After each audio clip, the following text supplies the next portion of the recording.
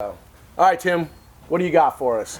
Well, we're going to go through kind of a basic understanding of where your movement issues are. I'm going to look for deficits in where your body's been overused and understretched versus the areas that are underused and undertoned. And what we're going to try and do is create alignment through that. And that's why, I like foundation training so much, because a lot of what we're going to see, and even with you, even with all the posterior chain stuff you do, we'll probably see some anterior chain dominance, and that's probably what's messing you up. So we'll look at that. We'll look at your spiral lines. We'll look at just kind of how your body's functioning right now, and then take you through some different steps that I use depending on the stage of the injury, what phase you're in, what your objective is, and then what I'm trying to accomplish as well. So I'm going to take you through, a bunch of things today, so that you can have a little sample of each one. Certain things are going to work better for you than others, but we won't know until we get you up in there and try it. So your feedback's really important. I don't like to work on anyone. I like to work with people. So that's really going to be the premise of what we're going to do today. Psyched, man. Right on. Awesome. Cool. So we can just start sitting down here.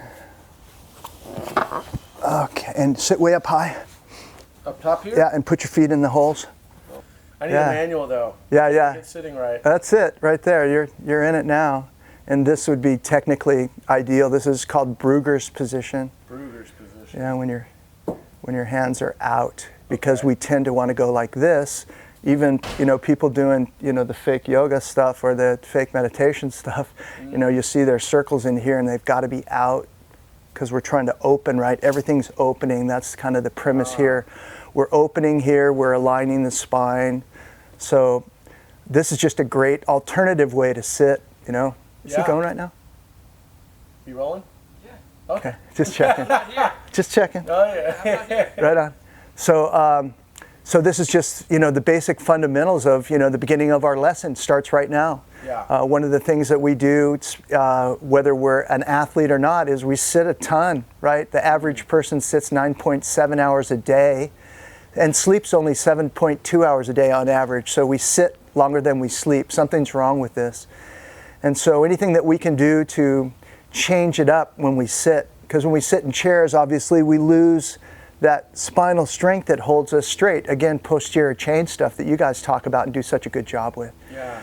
So this is a great example of, seeing how long you can sit yourself in a nice position. Normally, someone that's fit, that's just learning to sit in this position, lasts about 10 minutes before you just buckle. Okay. And so the good news is within 2 weeks you can sit for an hour or so on this thing. So it's a great way to introduce your body to a different way to sit. I also recommend moving every 20 minutes when you sit. Get up, do something active, whether it's a few push-ups or some burpees or some squats or walk up and down stairs. Those are very, very important products or processes that we need to go through. So with what we're going to do today, it's just kind of really about your history. So we've talked a little bit about it, and you have some anterior chain stuff that's holding you back. You've got some hip flexor issues that seem to be kind of chronic for you. You've got some new neck stuff going on. So what I'm going to do is take you through some movements. Some are classic movements, some are classic orthopedic tests, neurological tests, etc. Some are not classic, and most of them probably won't be. But that, my background has led me to this point in my career. My background is also really interdisciplinary. So I really believe in working together with different professionals to get the best outcome for the patient. And interdisciplinary is different than multidisciplinary. Multidisciplinary is what's kind of out there today, where you've got a lot of disciplines working on the same case, but they never talk to each other. And in fact, they don't like to talk to each other. And so that really, puts a big block in the roadway of someone trying to move down the pathway of health. Yeah. So, we like to work with people that are collaborative, If not, you're compromising. And compromising means one or both of those parties isn't getting exactly what they want, and we want to give you exactly what you want. The downside to that is that you have to participate in your own care. I can't do this stuff for you. We can figure stuff out. I can present you with a roadmap, but I can't walk the map for you. You're going to have to walk it on your own and with others. I'm always here to help you, to give you direction. to make sure that the light is shining on the proper path. But it's really up to the patient to participate in their own care. And if I get a good outcome, it's because they've done the work. It's not from me, it's the patient. So that's, I think, why athletes come to see me, is because they're willing to do the work, but they just need the recipe, or like I say, that roadmap for their journey. Yeah. So one of the first things that we're going to do today is just really talk about breath.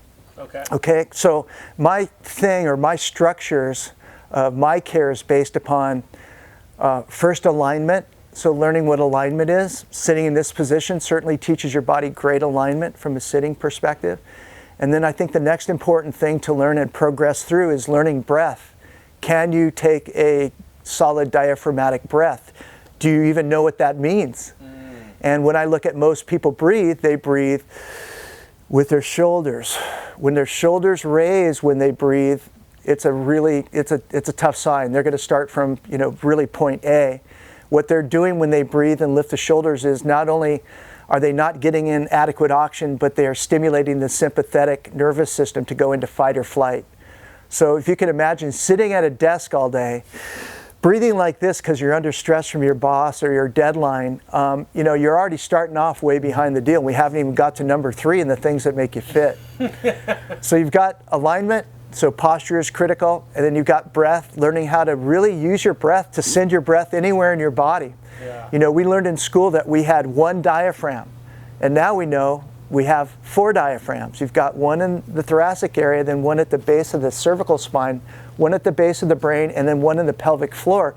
And the goal, which is what you guys teach so well in Foundation, is to pack those diaphragms, meaning you want them to work on every breath. We take 23,000 plus breaths a day. We should be pretty good at it, right? But most people fail at taking a good breath or understanding what a good breath is. So I've got some tools that help us cue people that have issues with their understanding diaphragmatic breath. So we'll be using those today as well. And then we'll get into mobility, which is kind of what we'll check now on you. We'll check some basic mobility things. And then we'll check stability. And stability is coordination. Stability is control. And stability means that your brain, your nervous system, and your muscles are firing and working together in synchrony to make you move smoothly and hopefully without peril. Yeah. Okay. Oh, man. So the first thing we're going to do is we're going to come off this thing and we'll get right into a little mobility drill. And it's a super simple check. Since you talk about, hips being an issue for you, or certainly the front of your hips, this kind of is a good giveaway. So we put this front leg at about 90 degrees, great. You don't want it in, you want it out at 90, so it's a little different than some people utilize in yoga stretch. And then back leg, you're in perfect position there for sure. So how do you feel right now in this position? Right now I feel comfortable. I feel like I can sit upright. Yeah, you feel like your spine's pretty straight. For this side, very much so. Yeah, that's great. It's really good, because that's really what we're looking for is you'll get a little cant to the side, or you'll see legs lifting when someone isn't comfortable in this position. So, I work with a lot of professional athletes, and 9 out of 10 of them can't get into the position that you're in without pain or without peril, so to speak. Okay, so let's go from this position, lean back on this hand, and then kick this leg out, swing the other leg around, and simply just switch positions. Great. Now I feel the pull. Yeah, you feel the lean a little bit. Tension.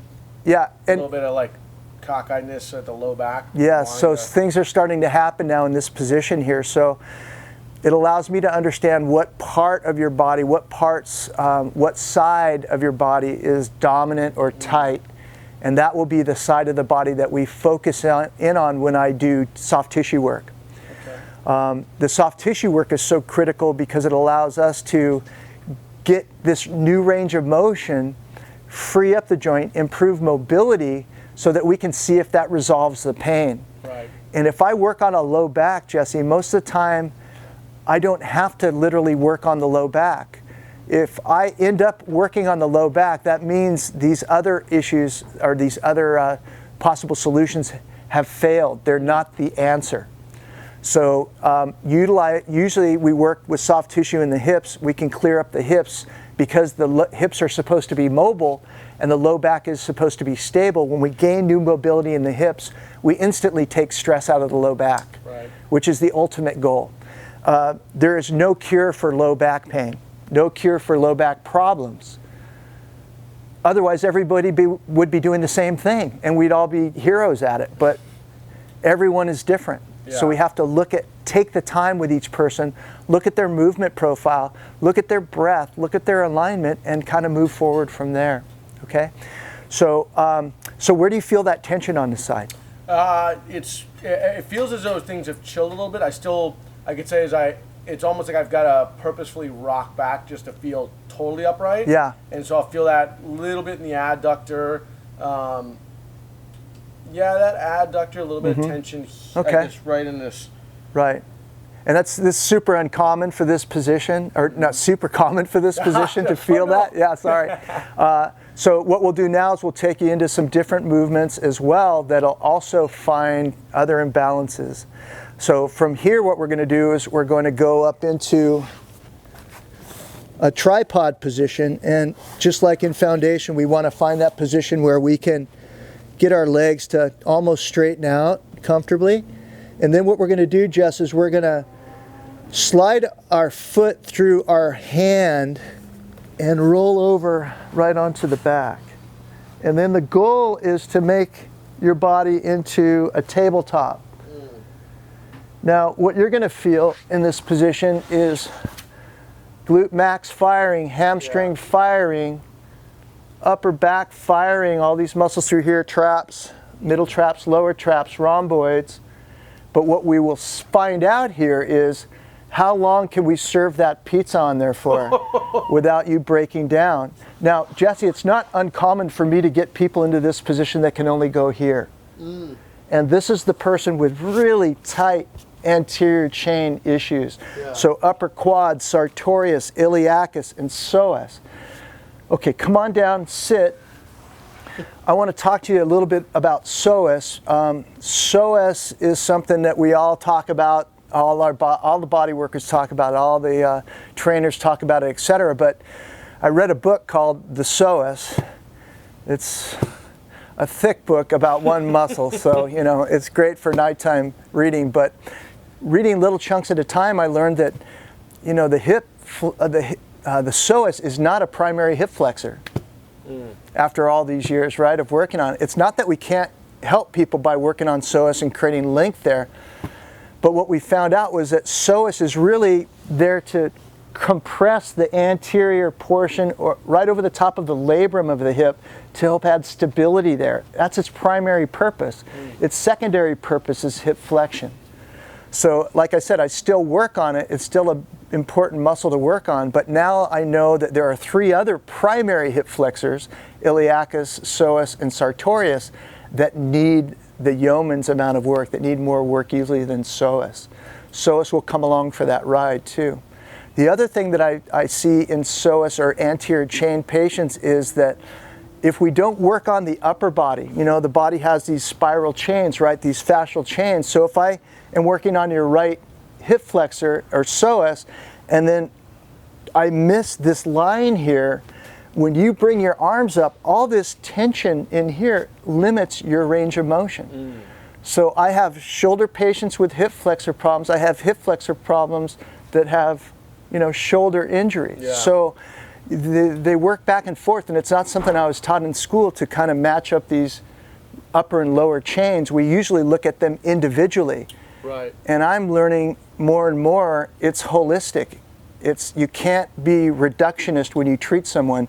Everything is connected, and that's our job, is to reconnect not only the muscles and the movement system, but also the nervous system, the brain, etc. All these subsystems, the breath, all those things along with movement make someone not only more supple, but also more injury proof. Yeah. Okay. So really good so far. Let's go ahead and check out now this position here. And all I'm going to do is have you put your toes in the ground. You're going to put your hands on your ankles, and then you're going to open up the chest. Now, one of the things we don't want to do when we open up the chest ever is flare the ribs. So you're going to feel like, I'm going to show you a flared rib. Okay, that's flared ribs. That's how I grew up. I grew up surfing on my ribs. So when I got out of the water, I just remained like this. I also had a terrible chronic low back. I fractured it, but also it wouldn't go away until I learned to stop flaring my ribs when I stretch and change my posture. And by changing my posture and then truly working on my mobility, things changed. And the thing that I got every other month, now it's maybe once a year. So I can control that. It's hard to control every month. It takes over your life, right? So that's a great stretch. Come on back again and open up. You get a nice chest opening at the same time, and I just want to watch you here. And where do you feel any pull? No real pull. Great. Yeah, no, nothing really Okay, noted. cool. And then come on back up, and now we're going to put the feet flat, put the hands behind the butt cheek, and this is a stretch that we're going to start from the knees. Same idea. Just push forward through here. Yeah, good. And where do you feel that stretch? All Right quads. there. One side more than the other, or pretty close? Pretty close. Okay, good. Not bad. Okay, great. Thank you. Great. Yeah, huh? Right? Yeah, that's good. Okay, and so now we're going to go ahead and just kind of check your mobility in your hips on the side. So we're going to bring the head here. So bring this front foot out 90 degrees. There you go. Perfect. Thank you. Right there is tight. And where do you feel that? Out external. Uh-huh. Right Okay, on. great, great, great. And then as you bring your head more towards center, does that intensify? As I come down more, Yeah, it does, yeah, okay, okay, got it. And let's just swing that around, compare it to the other side.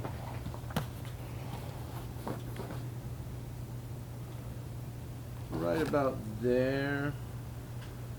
One side feel tighter than the other?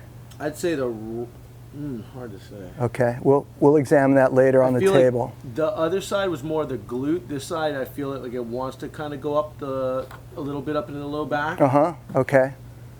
So that usually would make that side tighter. Something that's radiating out of there is usually going to be your tighter side. Yeah. Okay, cool. It just feels like that tension starts to go. It's hard to go along with it. Almost. Got it. Okay, okay, cool, cool. And then let's go ahead and stand up. And just stand on one leg for me. Good. Now you're going to do a quarter squat on that one leg. No matter what I do with this one? You could put it anywhere you like it. Okay, no pistol squat in this house. Come on back up. Now we're just going to do a quarter squat. So just there. And then back up. And then face this way. And same squat. Great. Good, good, good. Okay, so I want to see if you can keep your upper back a little more vertical. Okay. And do the same thing. That's far. That's way far enough. Yeah, good. Come back through. Opposite leg.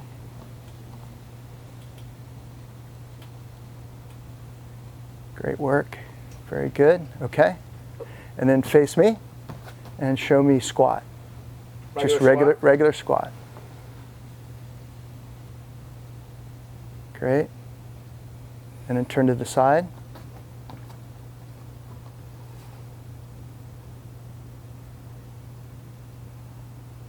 Great, okay. And then one more time, I want you to go down as far as you can. Kind of Portuguese fisherman stance. Great. How do you feel down there? I feel good. My upper quads feel tight. Yeah, I'm seeing it in your right foot. If you look at your right toes, huh? See the tension there? Good. Yeah. It feels okay, but I don't feel like I'd want to stay here all day. Yeah, where's it building up? Where's the tension building up? Right, I think at the crease of my quad, like right in the hip joint in the interior. Okay, come on out of that. Spot I felt when we stretched. Yeah, bilaterally or one Yeah. side? Okay, Yeah. cool. Okay. All righty, good. We got good, good range of motion relative to most people that have these problems. So that's great. It leaves you with less to gain. You don't have to gain so much mobility in there to get a nice change in there. So I think that's what's going on based on my first read. Let's go ahead now and try this squat here. Double check. I want to make sure that mic is on. Just I'm in my mind. I'm like, yeah, let's make sure the mic is good. It's working. It's working. You're good. You can see it reading. Okay. Okay, so and everything's working just fine. If it fucks up, I'll tell you. Okay. So much gold. okay, so this is called pulling down the house. Okay, everybody's got a door, I would imagine, so that's all you need for this exercise. This has changed the squat patterns of so many people. It's almost ridiculous, and it's kind of fun to do. It's a great challenge. It's a 2-week challenge. You do 7 sets of 7 squats. Each set or each rep should take 7 seconds. So just remember the number 7, and you're getting her done, okay? All right. Now the key here is you literally are going to try and pull down the house. And why are we doing that? Because most people don't activate enough posterior chain on their squat. They get to here and you see them start to cave over, right? That's because they're so dominant in the front that that's the only way that they can go without falling over. But if we take these 2 handles and we get a great squat stance, and then we start that squat by trying to push the hips back, just like in the founder, as far back as you can get them from the body, or in this case, as far as you can get them away from the door. Now we change everyone's squat pattern. The patterns that I see are here. When people squat, I can't even squat that way anymore. It's so bad for my body. But I look at the knees, and if the knees are coming forward at the start, from the jump, we know that squat pattern's got issues. That patient's going to have long-term issues. If they came for a low back and we help them with their low back, this movement alone will send them back into peril. Yeah. Okay? So let's go ahead and try this squat. Okay, I'll just demo it for you here. I'm just going to pull all the way back, and you're trying for the ultimate perfect squat. The back is straight up and vertical. And then what I'm going to do now is I'm going to push through my heel, my calves, my hamstrings, and my butt to get to the top. I want to be really conscious of that. I don't want to feel anything in my knee. Right.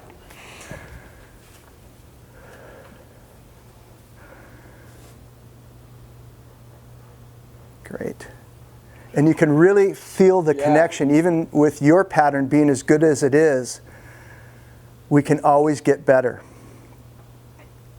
When you do a quarter squat, you tend to come forward first instead of this one. So those 2 moves are real differentiators. Nice. Does it feel equal on the feet as well? Great. It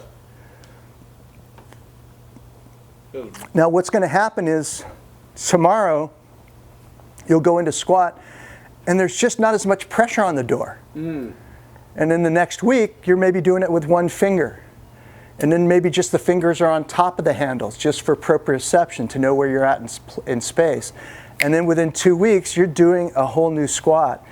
And adding this squat to someone's lifestyle and training system is almost about as valuable as anything that I can ever give anybody or teach anybody. What do you attribute that adaptation to? That gradual less and less, and the body just starts to own it more and more? It's deep proprioception. Okay. Because with that door and that security that I get from the door, I'm able to get into spots that I've never even touched before or knew were available. We mimic what we see as kids. That's why DNS is such a big part of this program too. Yeah.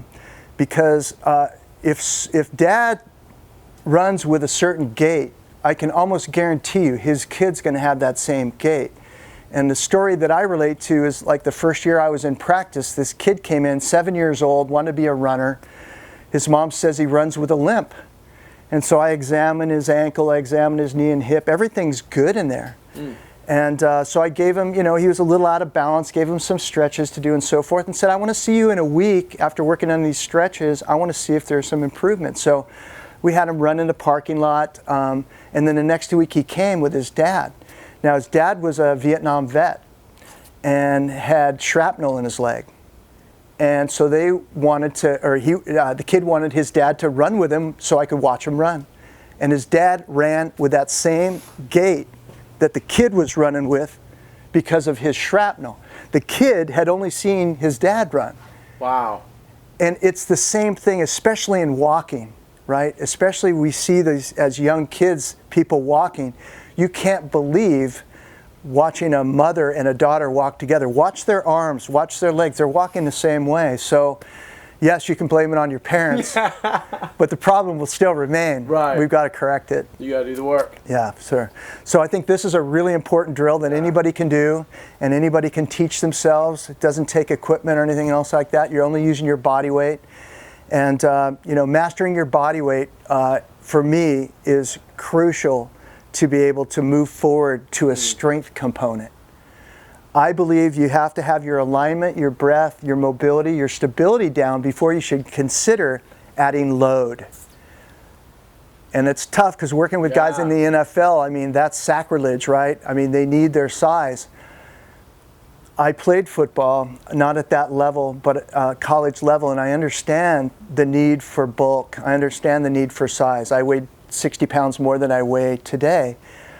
But if I had to do it over again, I'd weigh 30 pounds more and be a lot more mobile. Right. And I probably would have had many, many less injuries, et cetera, through my career. So let's go ahead and now go up on the table, and we're going to just look at your lower body. I think kind of that's our main focus today will be your lower body. Maybe at the end we can throw in some stuff for the upper body as well. But I think people will get a bunch out of this. All right. Sweet. Cool. So we're going to test dorsiflexion. Okay. So, yeah. All right, so go ahead and just, Okay, we ready? Okay. One of the things we also have to do on everyone is check dorsiflexion, okay? I've learned that there's only really 3 areas in the body that you have to keep mobile for the rest of the joints to be healthy. So those of you that don't want to see, me, make sure that you focus in on this. And one of the things is dorsiflexion. So how well does that ankle move when you flex forward? Certainly in surfing it's huge, and in all sports it's huge. Being able to drive power for sprinters is critical. So let's go ahead and try this. What you're going to do is you're going to put your foot, start at about 3 inches away from the wall, and you're just going to see how far away from the wall you can get. Okay. So starting right here. Boom. Yeah. All right.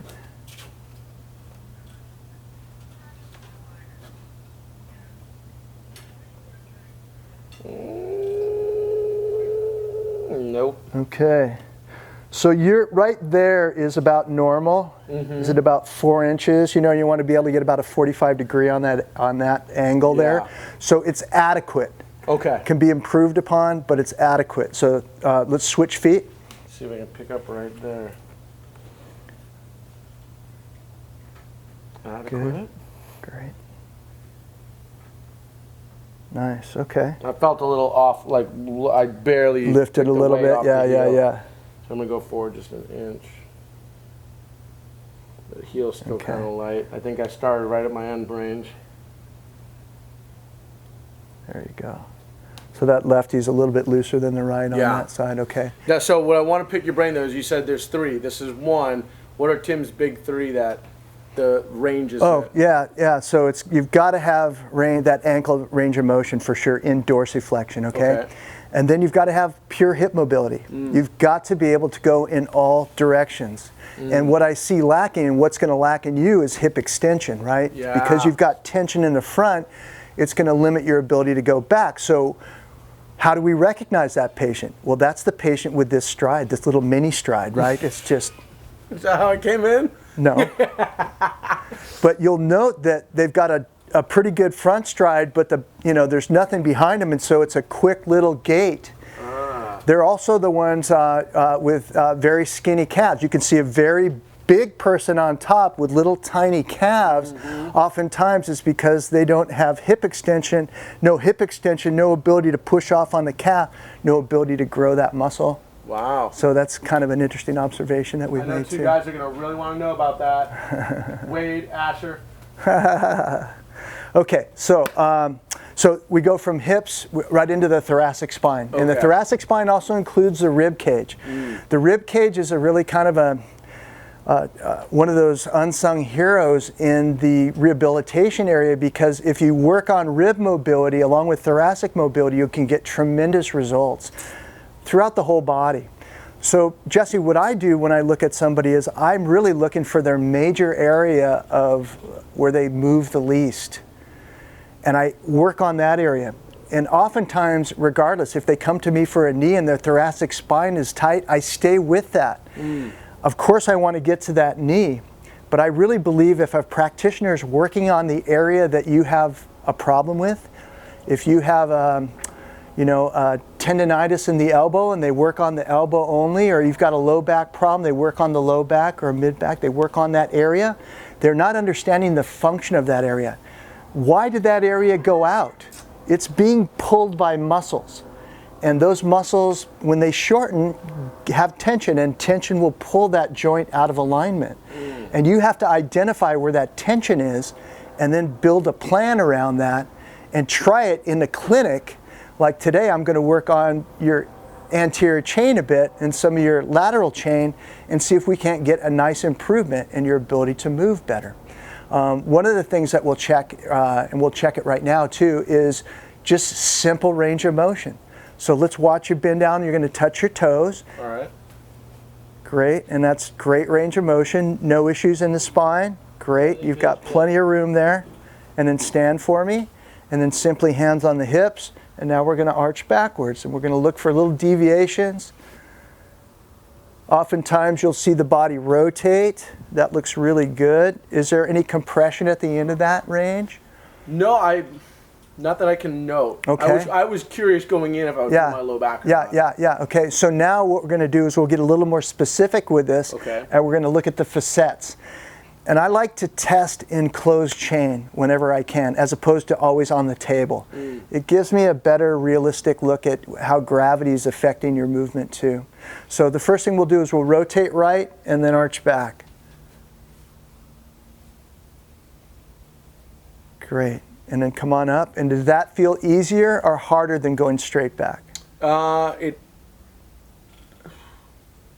felt like there was less tension I was working against on the front side. Okay, so easier. Okay, so let's rotate this way. Good. And then arch back.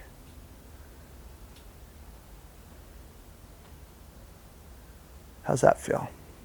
Feels okay. Okay, Felt like a cool. little tension in the upper thoracic when I got back there and came over. Okay. So, really good range of motion relative to most people I see. You're going to get one side that's a little chippy when they go back in there. And that chippiness is a facet, lumbar facet, one facet driving into the other.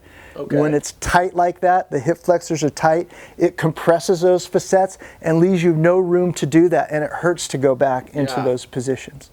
So that's good range right there.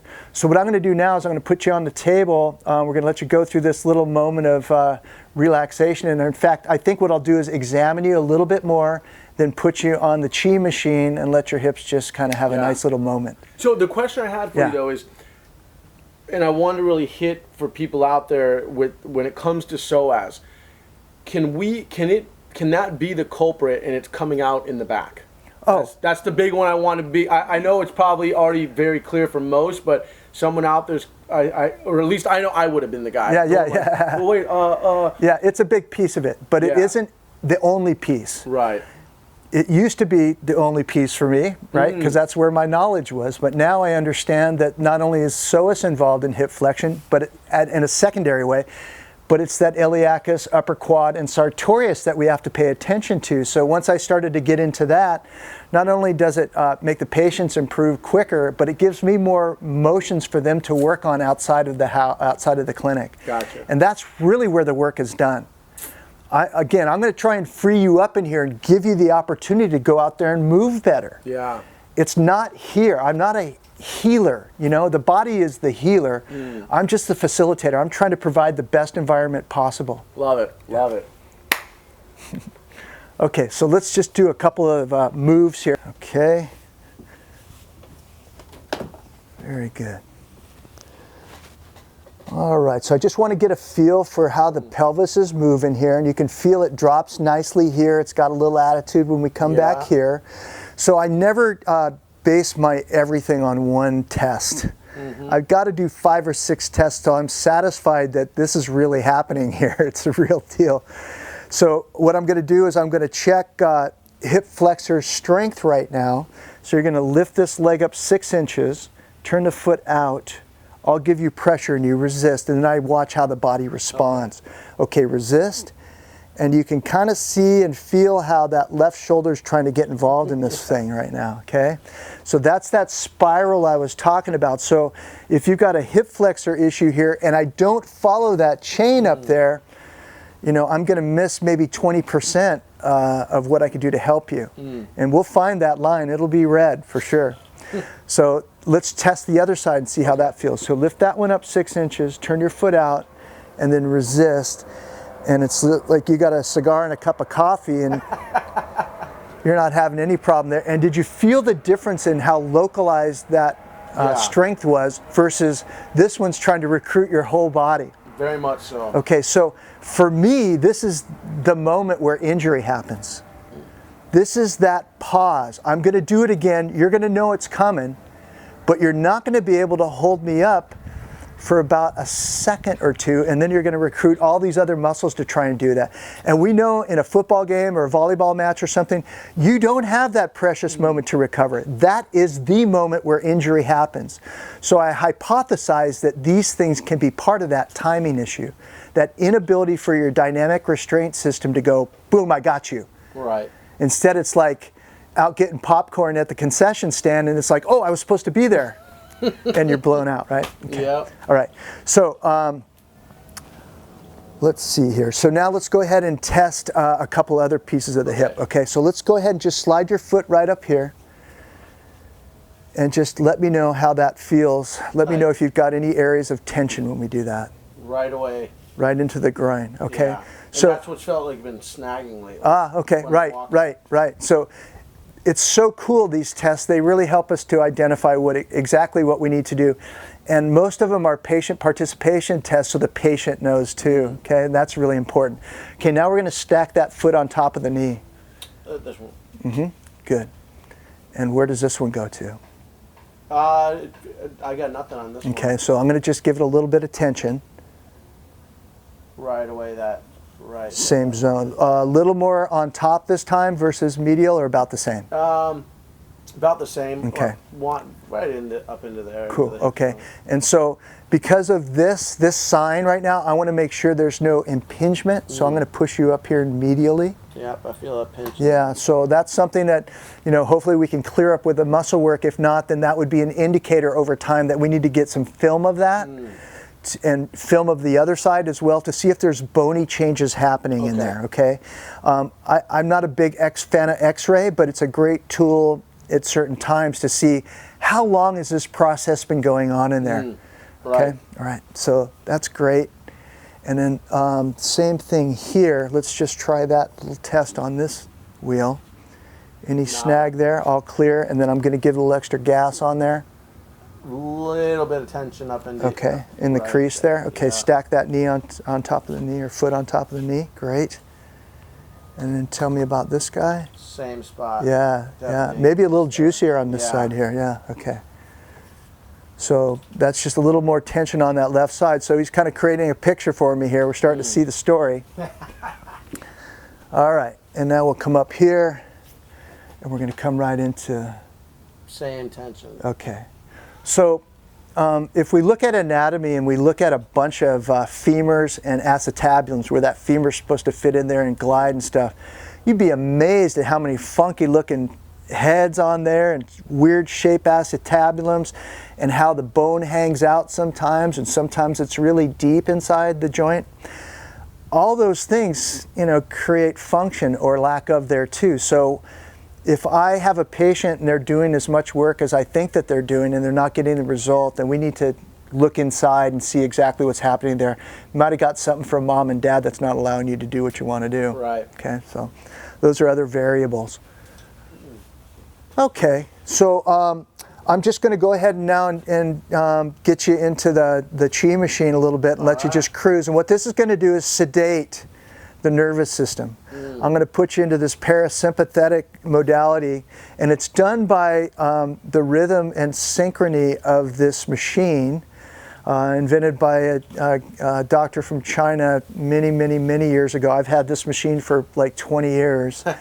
And it's just one of those things that just keeps making a comeback. I use this machine primarily for those that have been traveling a lot, training really hard, or professional golfers that walk a lot in a week. You know, they walk well over 20 miles, you know, in the rounds that they play each week. So, and the other interesting thing about pro golfers is that they wear shoes to golf in, not to walk in. Yet they have to walk all those miles in these shoes that are really a lot of times not the most comfortable shoes you could get.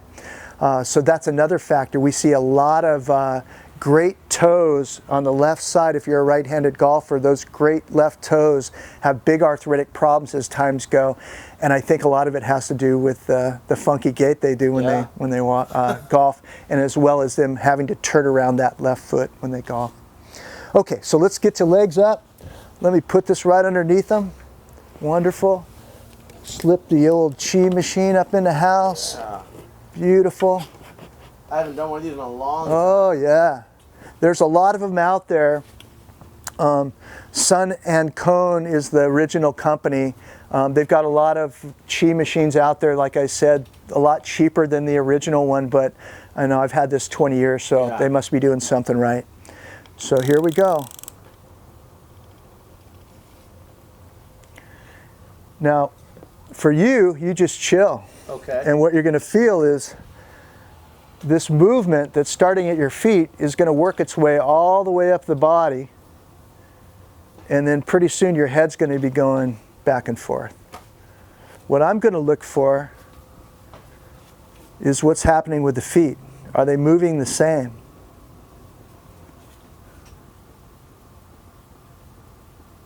What do you feel, Jess?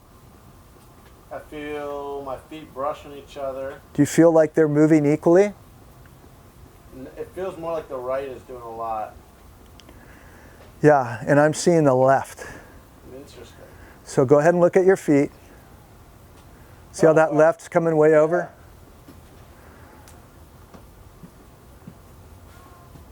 So that speaks to me more restriction on the right side. Okay. Okay, left side, because you feel that, we got to pay attention to it. Also, we had some left positive tests when we tested the lateral part of that hip and then also the front. Crazy. Yeah, so just relax back. This is where we can work on the breathing. What we'll do now is we're going to add a little breath tool into the factor here. Let's slip this on underneath you, Jess. Yeah. Great. Wonderful. Okay. Oh, I like it. This is called the Core 360 belt.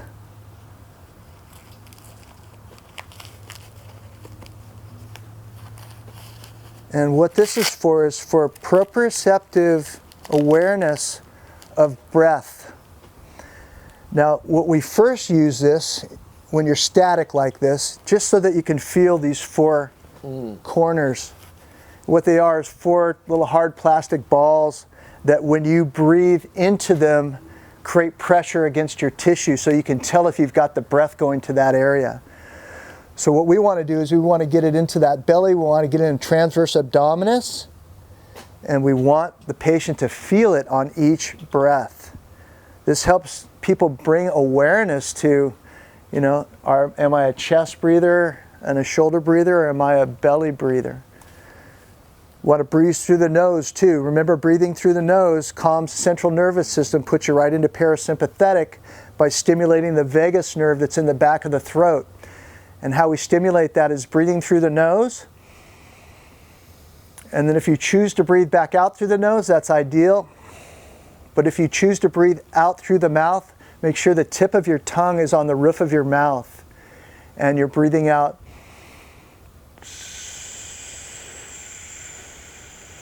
Making that sound. Take twice as long to exhale as it takes to inhale, and your body will actually perform at a much, much higher level. You're getting much more oxygen into the tissue. Also, when you breathe through the nose, you have nitrogen oxide in your sinuses stored there. The gas is stored there. Only when you breathe through the nose does it mix with the air and sterilize the air and add a component that causes vasodilation of the lower lobes of the lung. So you get a much better breath nose breathing. I recommend reading the book Breath by James Nestor. It's a game changer.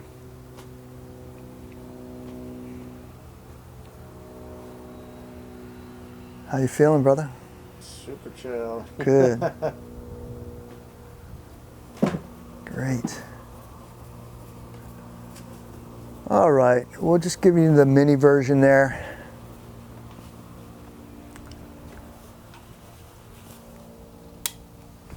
How's that buzz right now? Awesome.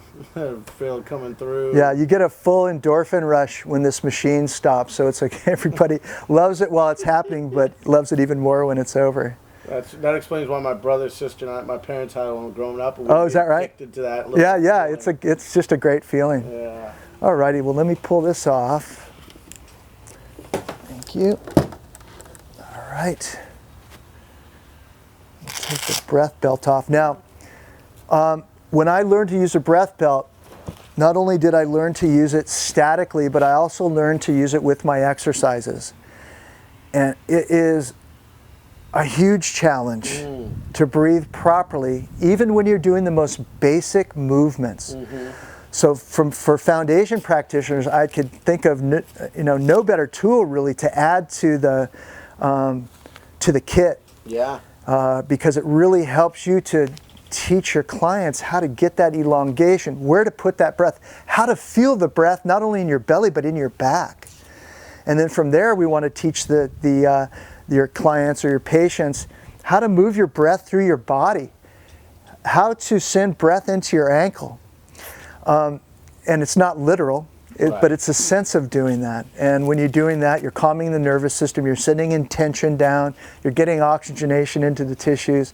So there's a lot of great stuff that just simply comes from breath.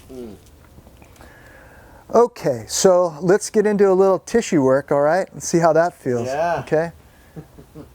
All right. Jesse, you're spoiled. Dana said the only reason you're doing this is so you can travel across the country and get work done by everybody for free. Yeah, but I mean, if you're smart, you're smart. What are you going to do? He's pissed that he didn't have the idea first, I think. All right, I'm going to get a little lotion here. And shirt on, off. Go ahead and pop it off, thanks.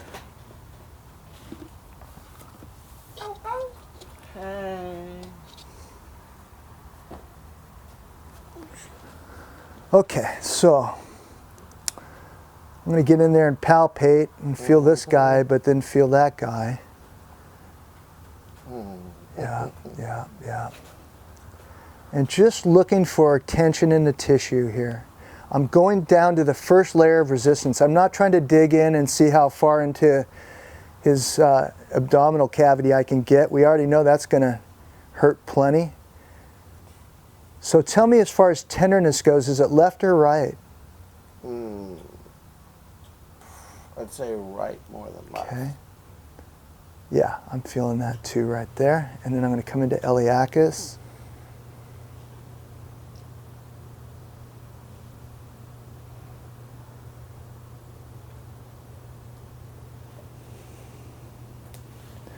And I'm going to just palpate quads here.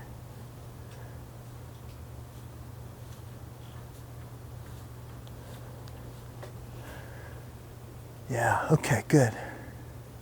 So I think what I'm going to do is kind of show you a little demonstration of how I would go through kind of a normal patient.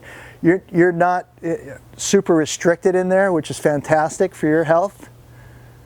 Like to hear that. But we'll use a couple of these cool little tools to help I hear stories get into the guys. fascia. So this is just a silicone and acrylic tool.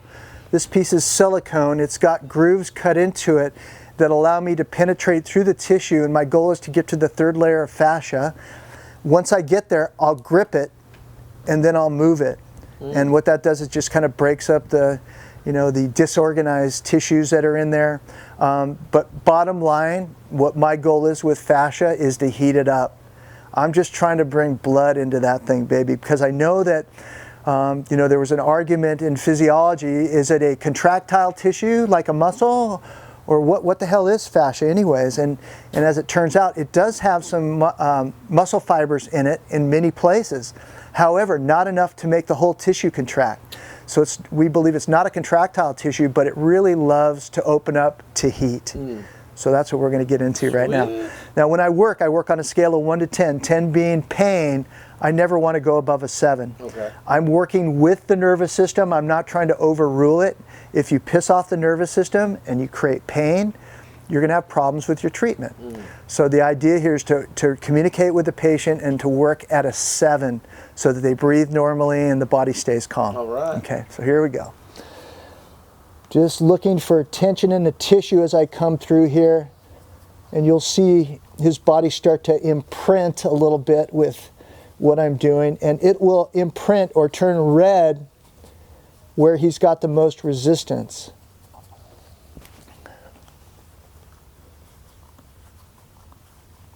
So I'm going to work a bit through his stomach, little psoas, and remember, am I working on psoas because I'm working right here? Not directly, no. But to work on psoas, remember psoas is under your organs even. So I got to go through muscle and organ to even attempt to get to psoas. So what I'm using is Hilton's law, and Hilton's law states that every structure in the body has nerves, or soft tissue structure has nerves that grow into the skin. So if he had bone in here, those nerves from that bone would grow right into the skin, and I could stimulate that bone through the skin. So that's really what we're doing, is we're stimulating the cutaneous nerve receptors to tell the brain, to tell the muscle to relax. And so why do I use this technique? Because working deep on somebody at an athletic event, and my background is working at events for the last 35 years, and working on them when they compete, you can get a great change if you really go in deep on someone. I mean, you can get profound changes, but they're not going to be able to compete. They're going to want to go to sleep.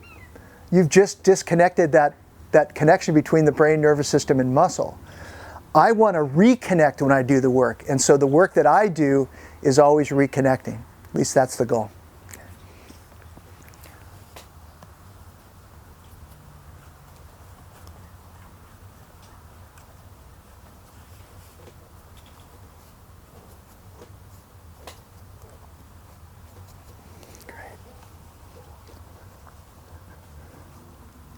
Okay, just pull that pant leg way up there. That's right. Right about there. Give me some of that G money. My money makers. All right. So now I'm going to follow sartorius up and see if there's snags in that muscle. And you'll feel them along the way. And even though these are tools, and I was really kind of anti-tool for so long because I really thought it would mess with my touch, you can feel tissue through these tools very nicely.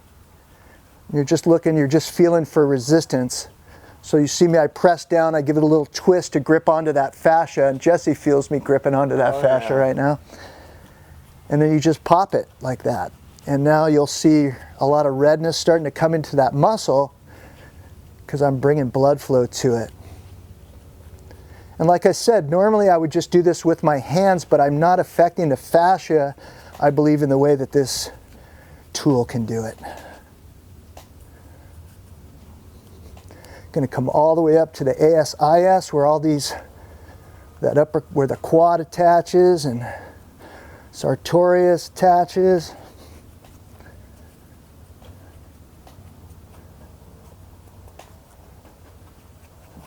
Okay, great. And now we'll get into this old tool here. Ooh. And what we're going to do here is, again, we're working on fascia, so I'm going back and forth to create friction on that fascia. When I do my soft tissue work, I only go in one direction because I'm really trying to capture those cutaneous receptors and get them to really tell the muscle what to do, and I can't do it if I go both ways. I can only do it if I go one way with my hands. So different ways to treat fascia versus muscle. So you can see I can cover a nice broad area with this. And how are we on the numbers? Are we cool? We're chill. Great.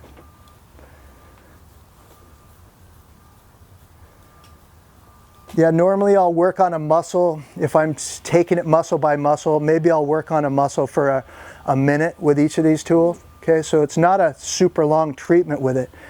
It's really just kind of waking them up.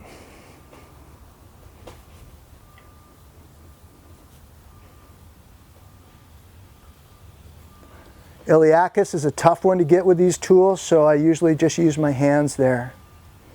I can get the bottom of it right down here.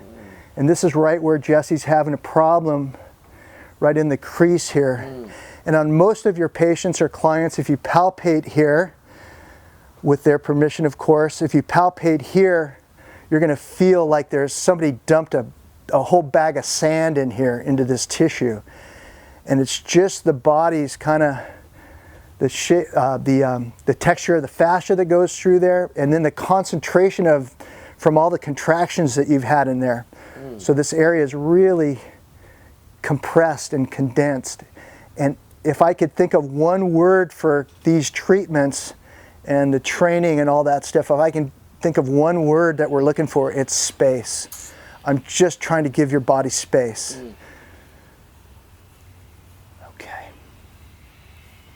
Great, okay. Well, that's that little tool. Now I'm going to go back to my hands again, and then I'm going to go through all these muscles real quick. And how long do I work on each muscle? 50 to 200 strokes on each muscle. And each one of these strokes is diagnostic for me. So my head has to be in my fingers each stroke. Otherwise, I'm just an automatron. I'm really not learning anything or helping the patient out. So I just felt a very nice change in his tissue. You can never predict when it's going to happen, but in this case, it just completely laid down for me. You feel that, Jess? I mean, there's no fight in that tissue at all, and you're good once you get that. So that was a nice little bonus, Jess. Thank you for throwing that at me. Okay, so now off of psoas, I'm going to get into iliacus, and now I'm going to have Jesse fire up his brain and nervous system and take this information below where I'm working. So I'm just going to have him internally rotate his whole leg 20 times. So it's 2, a little quicker, 3, 4, 5, 6, 7, 8, 9, 10. Pressure okay? Oh yeah. 3, 4, 5, 6, 7, 8, 9, 10. Beautiful. Now go ahead and bend the knee up. Remember, those muscles are 360 degrees around. They got lots of different angles. The more movements you use in there, the more surface area I'm able to get. Usually the better the result. Yeah. So I oftentimes change into positions that give me an advantage over that muscle. I really want to take that tension out of there. So again, just kind of feeling what I've got here, and then I'm going to add passive motion because I want to get into some nooks and crannies in there. And then I'm going to go ahead and approach it inferior to superior.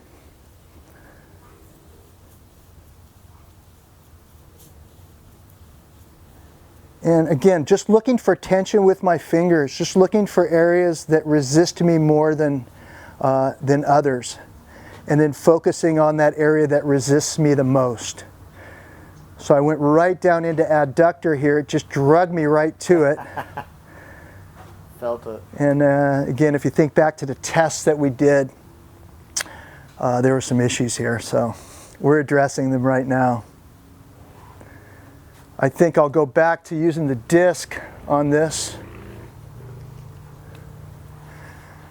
because this is just, it needs it. It's just, I think they call this 10 pounds of poop in a 5-pound bag or something like that. Yeah. All right, let me get a towel on that. Hold that foot right there. Thank you.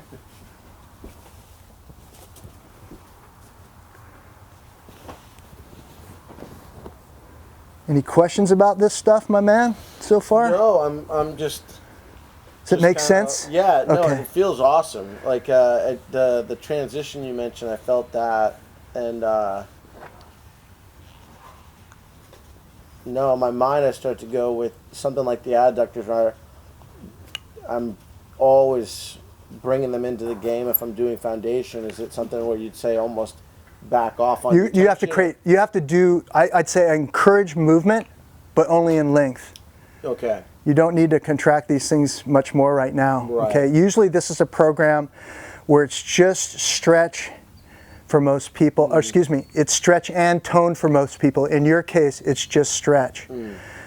Usually it's stretch only on the outside and on the anterior portion. It's usually stretch and tone on the medial portion and the posterior portion.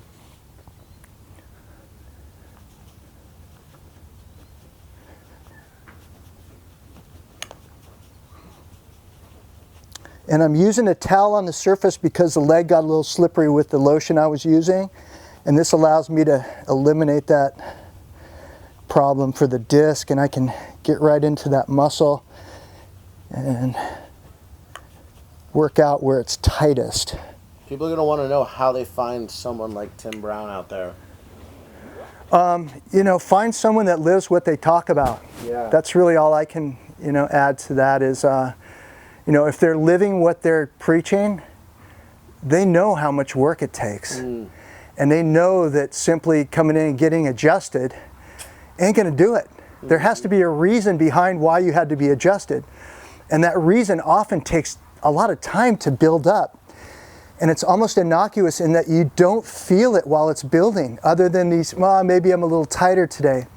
If you're involved in a sport or activity, that's a big advantage than just going to getting in the car, riding to the desk, riding that desk all day, get back in the car and doing it again.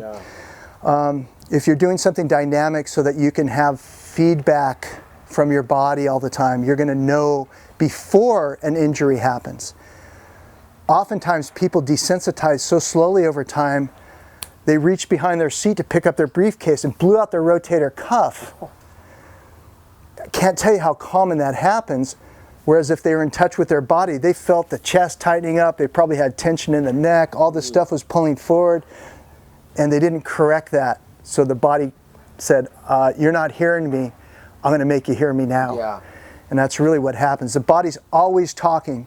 When I first had my back problem playing football in college, I couldn't read my body. It took me years to really understand there's a sequela that happens before I go down for 2 weeks. And once I started to recognize that and hear that and operate based upon those symptoms, not wait till I had symptoms or bad symptoms, now I could start to defeat this thing. But until you really face the bull and grab it by the horns, it'll keep beating you down. In fact, 3 things: frequency, intensity, and duration will all increase when you're getting worse. All those things decrease when you're getting better, and your area of pain, if it was this big initially, will become this big. You're healing when that's happening. So fortify the things that feed that shrinking of the symptoms, and then eliminate the things that add fire to it. Wow. Yeah. Okay. Oh yeah, that baby's feeling good now. Let's see here. Oops. Now, I don't want you to do what happened to Lorena yesterday, where you get caught in this thing and we run out of time, because she was actually, you know, we were. Oh yeah, I don't know what time it is. It's just 1. Okay. It's Wait. 1? Yeah. Okay. Oh crap. See? All right, well, we'll get in as much as we can, right? Yeah. So what I'm going to do now is use this little tool on you. So we call this positive pressure. Okay. All the muscle work, all the machines you use, all that stuff is positive pressure. Now we're going to use something called negative pressure. And of course, you've heard a lot about that through cupping. Yep. Cupping is negative pressure, so it's pulling up on the tissue to allow circulation to happen. Now we've got this killer machine from Finland. I'm going to break it out for you. And it's really awesome at adding this negative pressure, and in a way that's very unique Oh wow. to my experience. In fact, there. Right on time.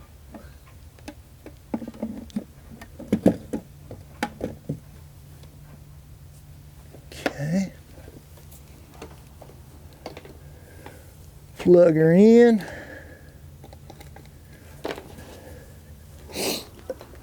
All the way from Finland. All the way from Finland. Yeah, they created another thing called 6D tape as well. I will show you that. So 6D is a company that's really about improving health through improving lymphatic health. So I met them through somebody who gave me a phone call and said, hey, you came out with this great tape that's a tab taping and you're using it for lymph stuff. And I said, no, I'm not. And so I got a call later on from a company that was representing 6D and said, we took your technology, we're using it for something different. But for the first time in my career, Jesse, they cut me in on the deal. So I created this tab taping probably 1987 or so. And it's really great for what we use for taping. These little tabs become levers that I can put tape over the top of, and then that lever becomes the new ligament or the new muscle. What they're using this for is to help the lymph system. So I'm going to apply it to you and see what your body thinks about that. Let me see if I can. For the road here. Poor GC's going to fall apart on the road, but I'll be good. I need to grab some scissors real quick, brother. There we go. Yeah, Tim. Uh-huh. So you're going to make sure you get time to interview for a moment. Sure. Yeah, it's Troll's coming, so Yeah. he's cool.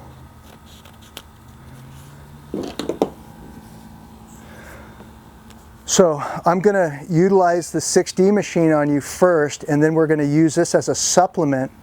And we're going to supplement the master lymph node, which is a left subclavian lymph node. Lymph system is a passive system. You need to move or have it moved. It doesn't move on its own. So, you know, when we're hurt, obviously lymph system slows down and so forth. So this is a way to stimulate the whole lymph system. It's pretty cool.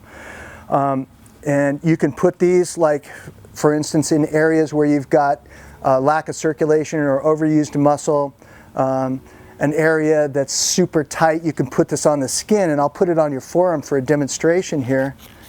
But what this will do is you can allow the patient to work on their issue when they're outside the clinical setting.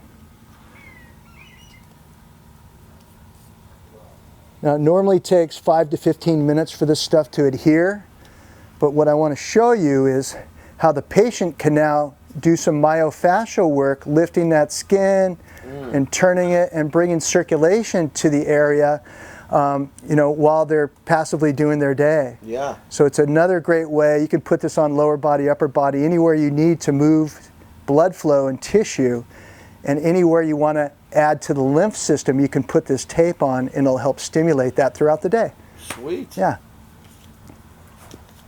So what we'll do here is start with that guy. So what this is it's got the cup on it, but it's also got rollers. And that's why I like it. You can put a little lotion on the skin. That helps the rollers glide a little bit easier. And now I'm applying pretty strong negative pressure here and lifting up the skin and stimulating lymph, stimulating circulation, and actually really does a good job working on muscles as well. We utilized this at Pipeline last year for the Pipeline Championships, and again, I really look at these things like how big is the line for that particular tool, and yeah, so this machine got a lot of usage over there and releasing a lot of tight muscles from paddling, etc. So it's great to flush the body as well as great to help us work on injuries.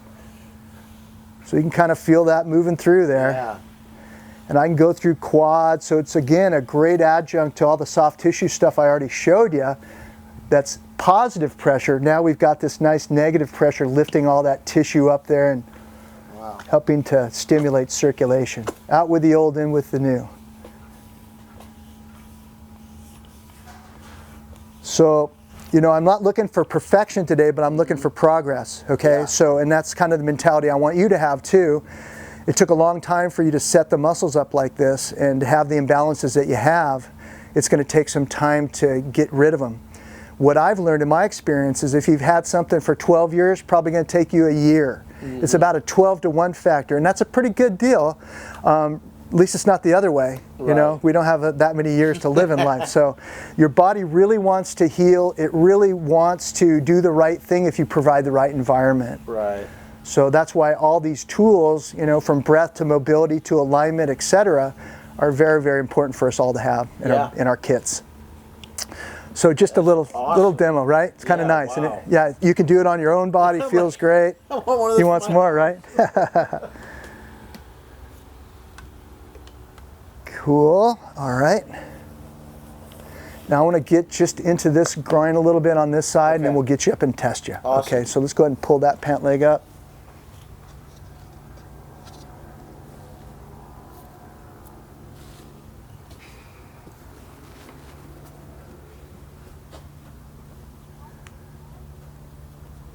Okay, so through our testing, we already know that he's a little tight in the adductor area here. Yeah.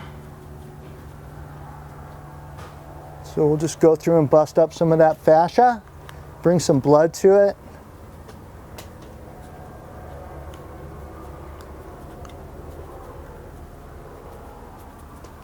Yeah, I got thrown on this crazy power plate the other day with bands and a bar. Oh, And really? I haven't done, it was front squat, it's these front squat thrusters. Really neat system. Huh. But, you know, I felt great, I feel great, but I was like, I'm awfully tight after that. And I was like, you didn't do Yeah, they got to have, it was over. yeah, those kits should really come with instructions to lengthen after you strengthen. Yeah. Yeah. And that's a really big component too. Anybody that goes into strength training, they got to finish by lengthening. Anybody that goes into strength training, also, I never want them to finish out of alignment. I always want the exercise to finish in alignment. So if you're doing exercises that end here, right, or that end here, you're going to look like that. That's just the way it is. Most of those muscles get plenty of work during your activities of daily living. Yeah. I'm all about, let's just open this thing up and let's work towards posture. So if an exercise doesn't move me towards alignment, I'm really questioning the efficacy of it. Yeah. Okay.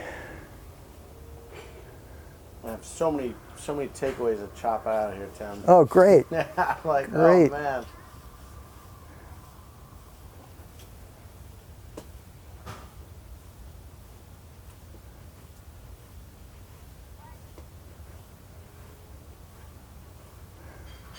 What's the number on that one there?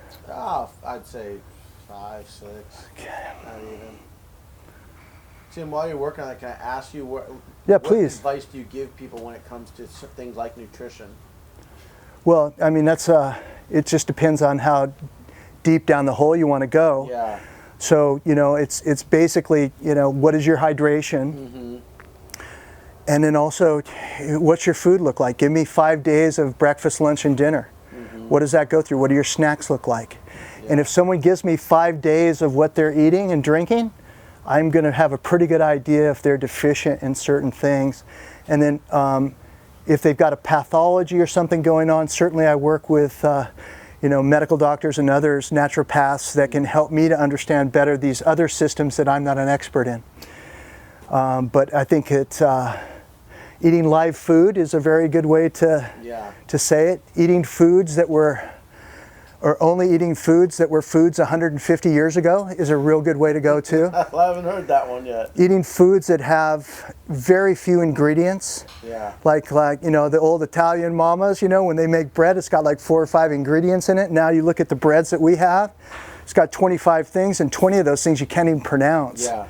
So the fewer the ingredients, usually the better it is. They're not trying to hide stuff in there. But fluid-filled foods are the essence, you know, from fruits and vegetables to everything else you can eat. I'd say, you know, I'm more not eating meat than eating meat. Yeah. You know, do I eat meat? Yes. Do I crave it? Not like I used to as a football player, that's for sure. Just eat a lot of tofu, mix it with vegetables, and that, you can flavor that stuff up to taste just beautiful. Yeah. So,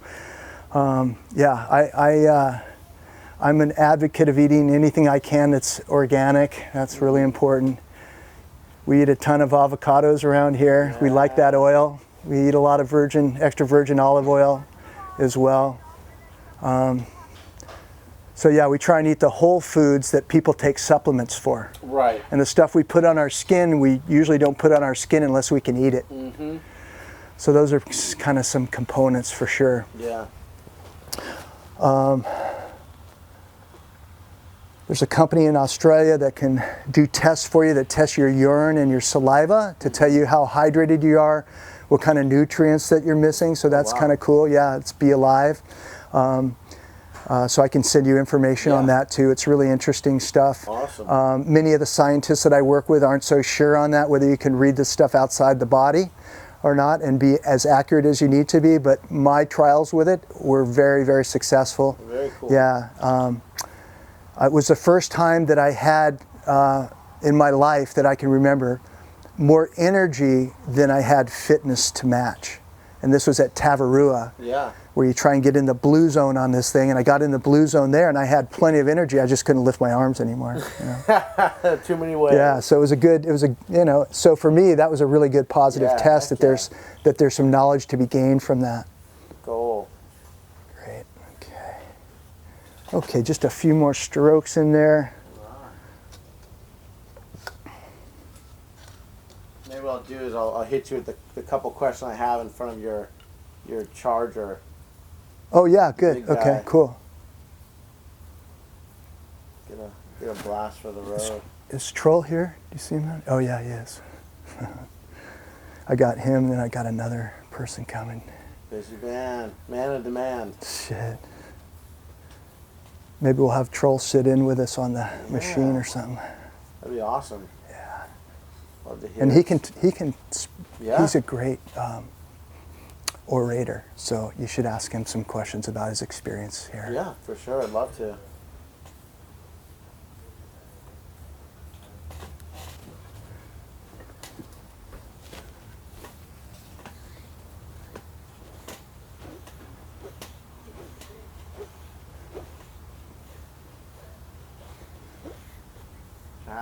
We play a little too long in the ocean. Every time. Yeah. Every time. That's why we've got to usually have a producer here. Yep. To wrangle us. Yeah. Okay. Let me go ahead and take this out from under you. Great. I'm going to pull you towards me. Great. Look at the feet a little bit for a second here. Bend that knee up just like that.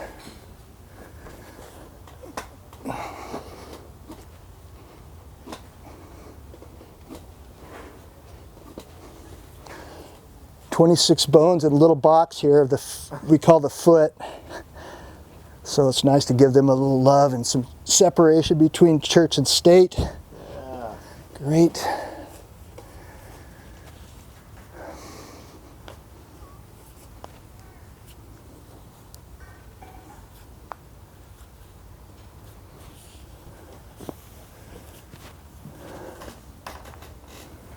That's plenty of movement there. Good. All right. Slide that up there.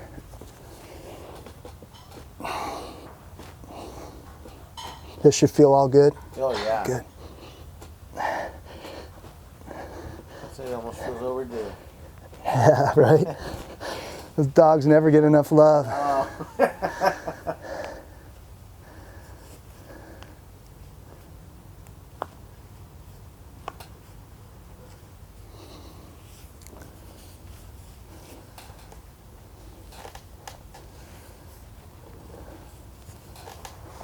Beautiful. Good.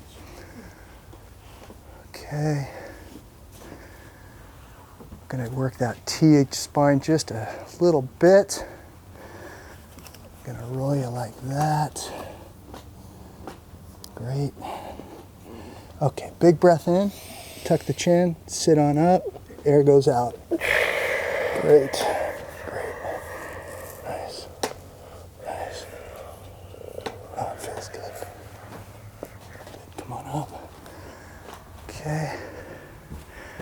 lock the fingers behind your head. Elbows in, roll back. Beautiful. Elbows out. Big breath in, all the way out. Good. Great. Okay.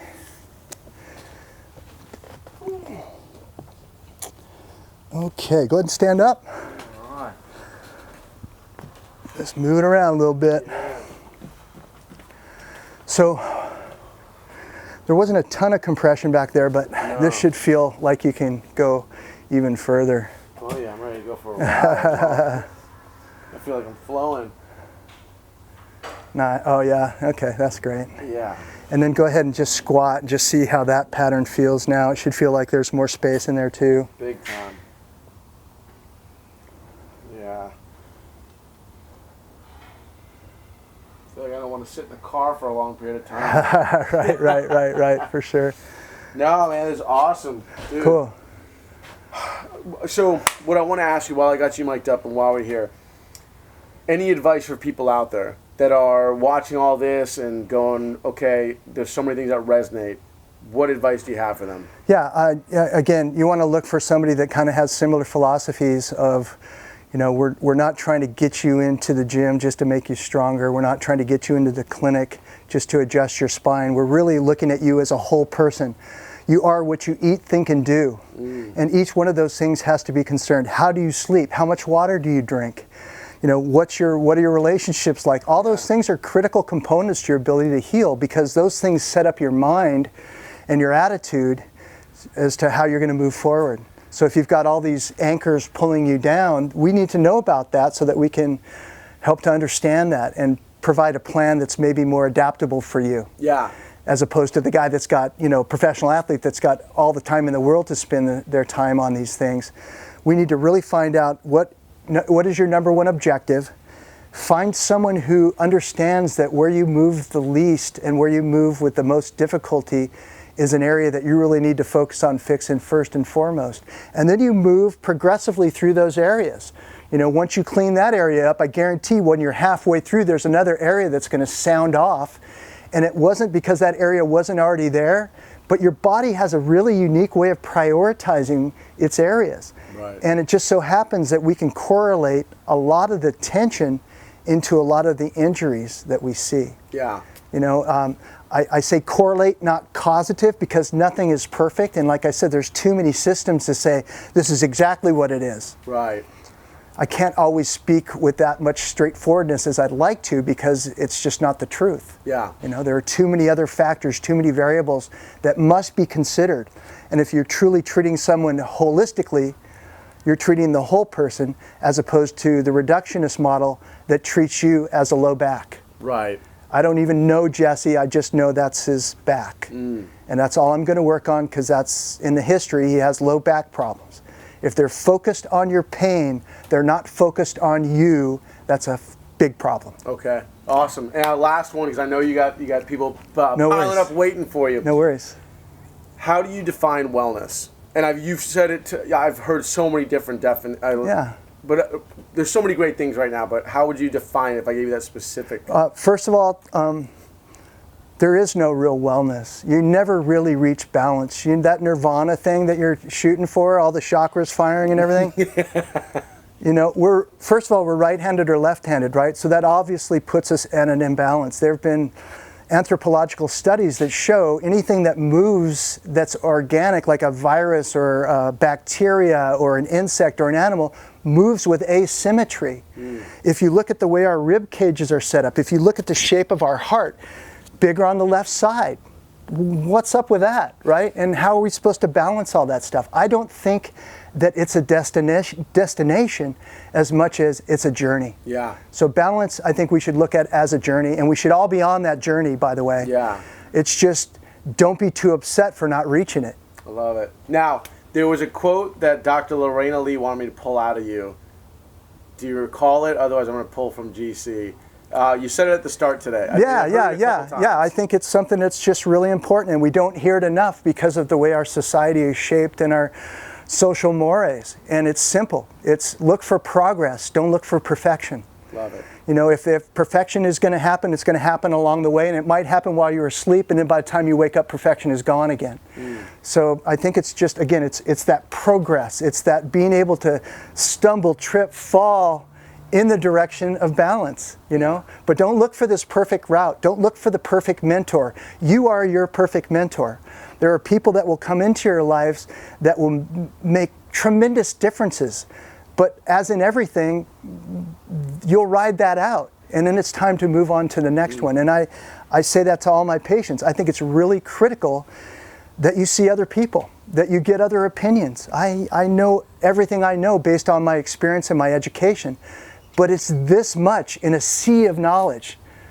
But I think it's like I say sometimes, alone we're but a drop in the sea, but together we are the sea. And I think that's kind of the attitude we have to have. No one should be afraid of another profession if we're really truly here for the right purpose, which I think is to help humanity and help other people live life at a higher level of quality. Love it. So last but not least, what are you working on? What are your current projects? What do you have for us out there? Because I know there's a lot of people that are like, I want to learn from this guy. Oh, thanks a lot. Well, I'm always open, you know, in this strange COVID time to people just, if they can find me, I'm there to answer questions. You know. How do they do that? I'll include what I'm allowed to include at the end. Dr. TB22 at Gmail. So drtb22 at gmail.com if they want to contact me directly. I do speak at, right now I'm doing some work with Kevin Wilk, DPT, preeminent physical therapist, you know, in the United States, just a guy that's a clinician, a researcher, a great speaker, etc. So I'm honored to work with him. I'm working with Rip Curl and Mick Fanning on a new pair of board shorts. Not the same technology that I used in IntelliSkin, actually some new technology that utilizes a lot of the philosophy of foundation training.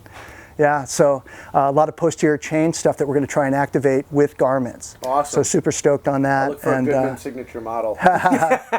And outside of that, just trying to keep myself and my family happy and healthy, and you know, keeping moving along with a good attitude. So. Awesome, bro. Thank you so much for your time, man. I appreciate all of this. My pleasure, brother. Yeah. I got one more thing to show you if you're up for it. We're in. All right, let's do it. Okay. We're going to ride this train as long as we're allowed. Did you want to ask about incorporating XP into his practice or no? He said so much about how it is. I won't even worry. Then let's see the seat. Oh, damn. Hey, T-Boy. Okay, so it starts off with just 2 warm-ups. Okay. And I like that little modified child's pose. Yeah. And this is a great stretch to do on the couch or on a table. Everybody, you can't get enough of this stretch right here. Thumbs up, really important. Try and sink your head between your shoulders. And you really open up the arms, open up the area underneath the armpits, an unheralded area.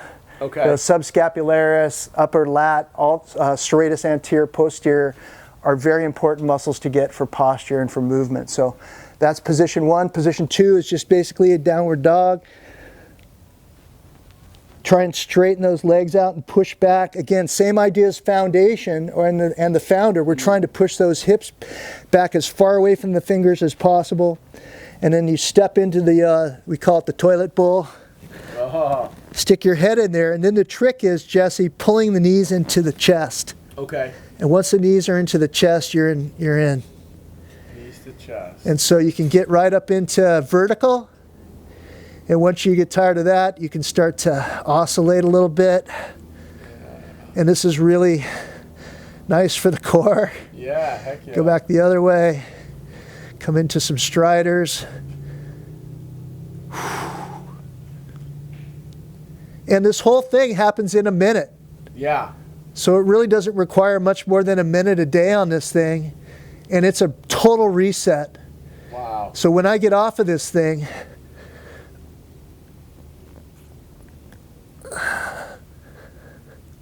Daily play.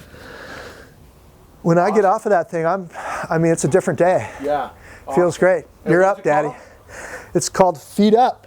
Feet up. So Start with a couple stretches, thumbs up.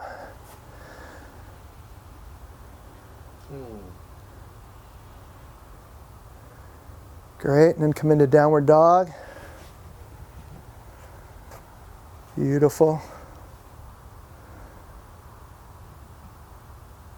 And when you're ready, step forward, head in the toilet. Legs up. Nice. Now, I'm going to put you vertical because you've never been here before. Ah. And so now, proprioceptively, you kind of have an idea. I'm back here in vertical. Okay. You're in great position. And you feel a little work going on there, huh? Oh, yeah. Good. And go ahead and bring one leg forward, one leg back. You can keep them straight or you can bend them. Each has different quality to it. Great. Switch them back. Nice. Those little perturbations, right, really make you lock in your center. When I thought it was straight up, I was far from Isn't that wild? Yeah. Wow, this almost feels like a great, that upper quad flexion. Right? Should be in there. Okay, go ahead and bring them up straight again.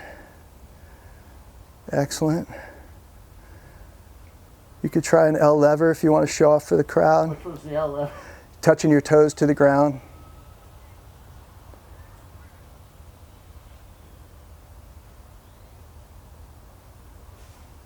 Wow.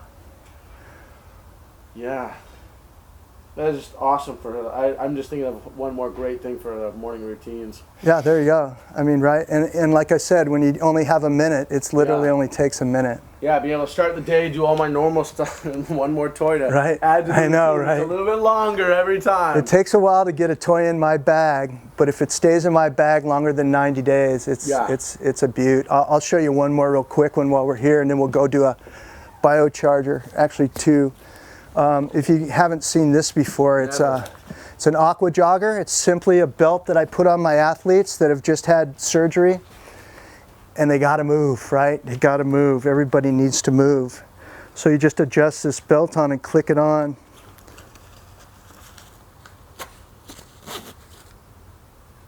And you go in the deep end of the pool. And if I was just to drop off the edge of the pool and get in the deep end, it would float me up to here, just standing in the deep end, not even touching the bottom. So now I can walk, not touching the bottom. And then when I feel like it, I can start to run. I can get long, slow distance in. I can get sprint intervals in. When I discovered this thing, it was when I blew my back out, my discs out, and was out of the water for like 6 months. And I started off, I could do 5 minutes in the water with this thing and I'd be just smoked cardiovascularly. And then I ended up running 10 Ks in the pool 3 times a week. And by the time I was fixed, I was in way better shape than before I injured myself. So that's the thing about injuries, is we can find out stuff when we get injured that'll actually help us in the long run by adding more tools to the kit that are meaningful. Yeah, that was something when my back a year ago had me laid up for 3 months. It was this thing of suddenly one day it was like you have one injury. You're not broken. You can do other shit. Yeah, and right. And then exactly. healing. It was amazing how fast my body really started healing once I quit trying to attack the pain and just work on the system. Yeah, if you're on the pain, you're on the wrong boat, you know. And even like working with quarterbacks or pitchers, right arms dusted, man, as soon as they can, we're throwing left-handed. It stimulates the brain in a really, really positive way, and it seems to make them come back quicker. It wakes up the other side, because one of the things we didn't talk about is when you have an injury, you have a stroke. It's basically like a stroke. So if you blew out your shoulder, this whole area, well, let's use the knee for example. If you blew out your knee, everything below that knee has no communication with your brain anymore. So, and then add into every 24 hours you atrophy 1%.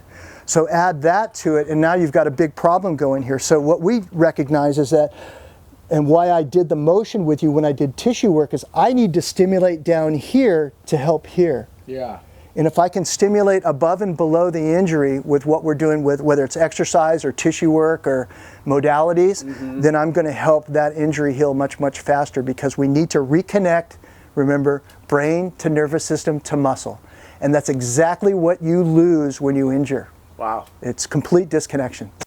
Awesome. Yeah, cool. Yeah, and then this, one more little tool. I literally blew my shoulder out, severed the nerve, and had the whole... Oh, no kidding. Wow, Shit. So this is you know, obviously a very tall roller, so you want to be careful doing it because if it slams, you go down pretty hard. But I really like this just because of the physics of it, right? It allows more space between the ground. It gives the gravity more forces. It's able to pull down on me at a little different angle than regular rollers.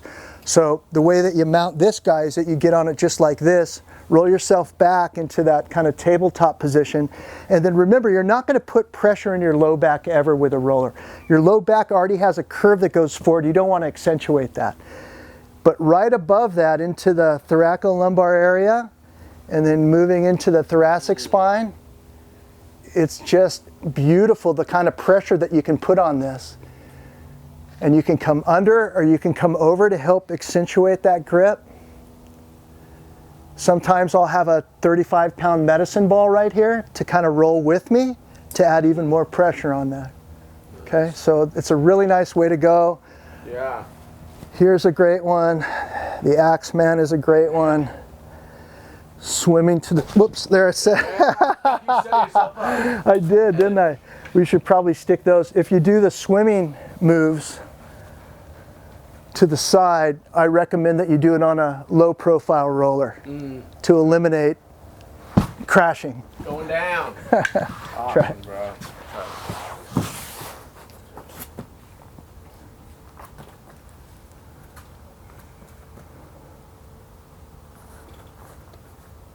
Not unreal? Yeah. Just got to watch the rib flare. There you go. Check out the stretch when you take out the rib flare. It just intensifies it. Right? Yeah. Now you're pulling from a completely different area. Oh, I just feel. Yes. So I tend to be on this roller longer than I do on the lower profile roller. Yeah. I seem to get more out of it. Oof. Right up in the trap. Yeah, yeah. You can grab behind your head. Grab the, the barrel, yeah. So another great tool. Yeah, wow. And then I'll do one like 30-second routine on the JN real quick. Okay. You can have it for B-roll or whatever. Okay. 30 seconds because the battery's about to die. Okay, perfect. Let's do it. All right, so I'll just roll around on this mat here. So.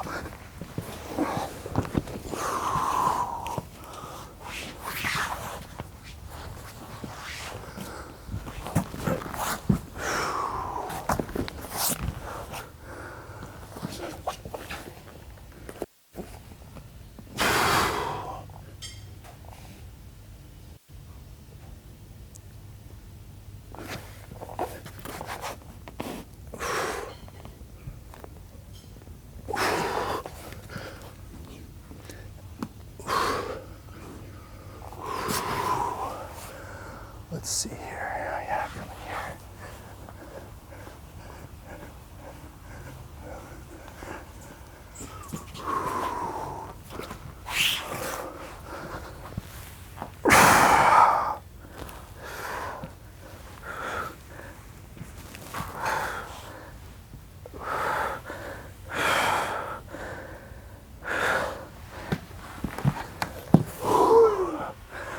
Give us the rundown, real fast.